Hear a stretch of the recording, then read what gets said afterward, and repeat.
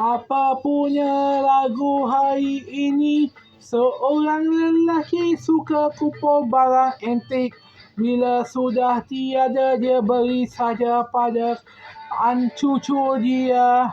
Nasib baik cucu dia pintar, gunakan barang-barang datuk dia sebagai hiasan kedai kopi. Yang akhirnya kedai dia untung juga dengan barang-barang antik untuk ingatkan masa muda. Dapat juga customer. Kedai dulu makan berjaya untung. Sama juga macam dulu-dulu. Orang kata kalau tak ada tempat simpan barang, buatlah muzium. Kalau muzium tak laku, jadikanlah restoran. Itulah nama dia, ada IQ-nya tinggi. Kalau panggung apa entah ini, jalan cerita apa. Jadi tunggu ini agak lama sekali. Nak tunggu punya idea. Simpan banyak hanya wariskan pada cucu. Untung cucu jadikan nama dia. Kedai dari dulu jadi sekarang kedai makan. Banyak sekali yang datang untuk ambil gambar yang review. Yang akhirnya untung juga dapat rezeki. Selera orang zaman sekarang macam-macam.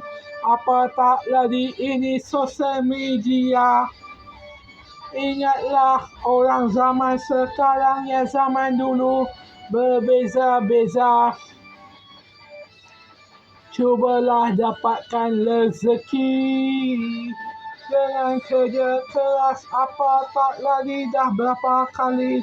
1, 2, 3, 4, 5, 6, 7. 7 kali cuba cari kerja gagal. Masih baik pandai masak. Masih baik banyak tengok video kedai makan. Yang akhirnya untung juga akhirnya.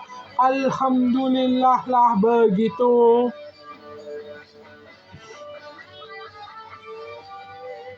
Memang buat kedai makan memang orang kata kalau tak sedap cubalah letak hiasan barang antik atau muzium. Kalau muzium gagal jadikanlah dia restoran 5 bintang atau 4 bintang.